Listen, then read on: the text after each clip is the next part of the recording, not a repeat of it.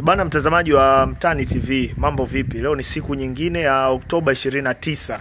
Na leo tunaenda kuangazia Nsingizini ambao wamepeleka malalamiko pale CAF wakisema kwamba Dimitar Pantev, kocha wa Simba, hakustahili kukaa kwenye benchi la timu ya Simba. Shabel Daniel, mambo vipi? Safi.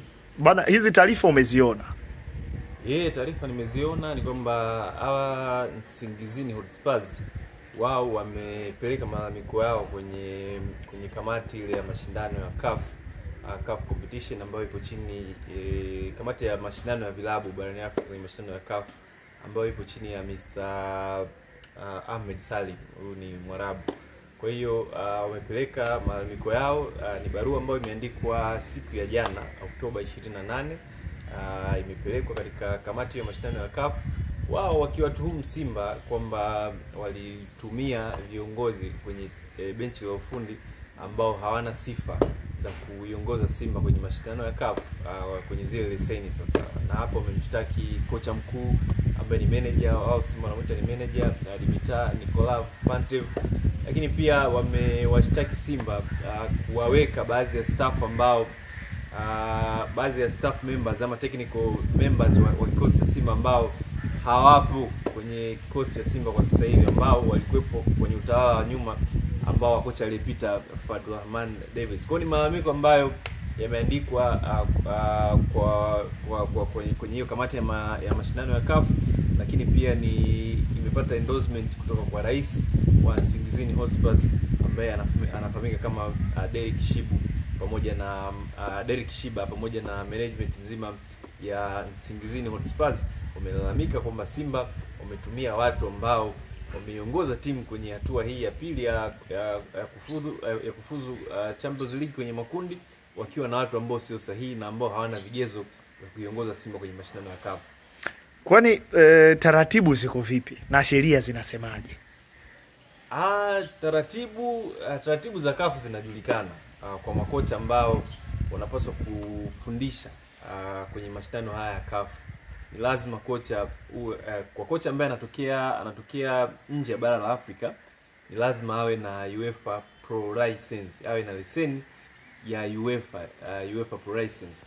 Lakini kwa makocha ambao ni wanatokea ndani ya Afrika, ni lazima uwe na ile CAF leseni A ya ukocha, ndio unaweza ukasimama kwenye benchi la ufundi kuiongoza timu yako kwenye mashindano ya CAF ya vilabu. Lakini kwa meneja wa Simba Dimitar Pantev, yeye ana UEFA A, hana UEFA Pro License. Kwa hiyo hana hivyo vigezo, hakuwa na hivyo vigezo vya kuiongoza Simba kwenye mechi mashindano haya ya CAF. Ameanza yeye akiwa tangu akiwa Gaborone, lakini pia amekuja Simba. Kwa hiyo wao Nsingizini wanacholalamika, msingi wao hoja upo sehemu moja. Wanalalamika kwamba Simba wametumia mbinu chafu, trick.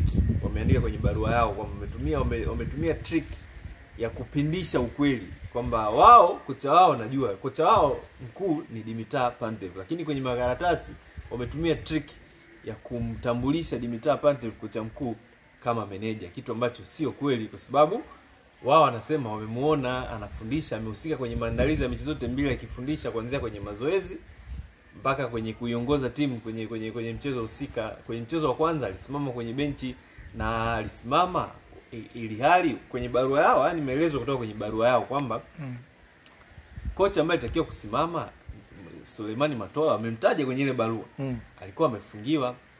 Kwa hiyo kama kocha mkuu alikuwa amefungiwa kwa sababu alikuwa anatumikia adhabu ya kadi nyekundu, Dimitar Pantev hakustahili kuiongoza timu kuanzia kwenye mazoezi, yani hakustahili kuhusika kwenye maandalizi ya ule mchezo kwa sababu sio kocha, yani hana vigezo vya kusimama kwenye benchi la ufundi. Badala yake Simba wakamtumia, wakafanya tricky, wakatengeneza mbinu chafu za kumpa title ya manager badala ya kocha mkuu, wakati kwenye makaratasi yale kwenye zile media sheet ambazo zinatokaga za kuwapa waandishi wa habari kujua vikosi, mifumo na lineup zinavyoanza, amelistiwa pale Dimitar Pantev kama kocha na sio manager. Ndio hicho ambacho anakilalamikia Nsingizini. Kwa hiyo Hiyo ilikuwa ni swala la kwanza.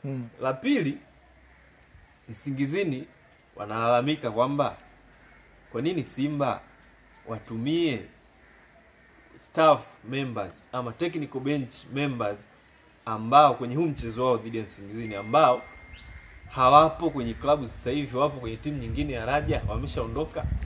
Kwa hiyo inaonekana kuna mchezo hapo umechezwa. Yaani kuziba nafasi. Wakamtaja Darren Wilkins ambaye alikuwa kocha msaidizi wa Fadu Davis. Wakamtaja pia nafikiri ilikuwa ni kocha wa magolikipa. Kocha wa magolikipa somebody na yake ngumu kidogo. Leo wamemtaja pale. Lakini pia kingine alichokuwa nakilalamikia ni kwamba kocha msaidizi wa Dimitar Pantev anaitwa Boyka. Hana vigezo, yani hana leseni ya kukaa kama kocha msaidizi kwenye mashindano ya CAF. Badala yake Simba wakamwandika kwenye listi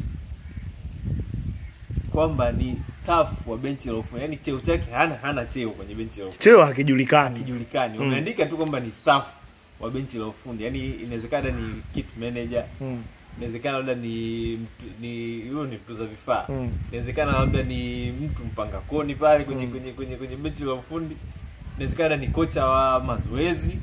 Cheo chake hakijulikani. Wameandika tu kwamba ni staff wa benchi la ufundi. Na wakati wao Nsingizini wanapiwa Boyka kaletwa kama kocha msaidizi wa Dimitar Pantev. Kwa ni malalamiko ambayo wameyapeleka kwenye kamati ya mashindano ambayo iko chini ya Mr. Salim Ahmed huko Cairo nchini Misri. Na sasa tunasubiri kuona yatajibiwa lini, yatajibiwa vipi ili tujue mwafaka wa hichi ambacho kinalalamikiwa na Nsingizini Hotspurs ambao wameondolewa kwenye raundi ya mwisho ya mashindano ya kufuzu kwenye hatua ya makundi ya CAF Champions League msimu huu. Yawezekana tukaona kama sheria zitafuatwa. Kuna sheria ambayo inaruhusu kwamba Simba waondolewe kwenye mashindano ama zitakuwa tu ni porojo za hapa na pale? Ninavyofahamu mimi Simba hawezi kuondolewa kwenye mashindano kwa sababu ya makocha ama issues zinazohusiana na staff wa benchi la ufundi. Endapo kikutwa na hizi hatia ambazo wanashtakiwa na Nsingizini ama wanatuhumiwa na Nsingizini, maamuzi ambao huwa yanatoka CAF kwenye kesi ama kesi zenye scenario kama hii mara nyingi huwa ni fine kwa klabu inayoshutumiwa, adhabu pia kwa wahusika. Sasa anazungumzia hawa makocha wanaweza kukutana na adhabu wao kama wao, lakini adhabu yao haitohusu Simba.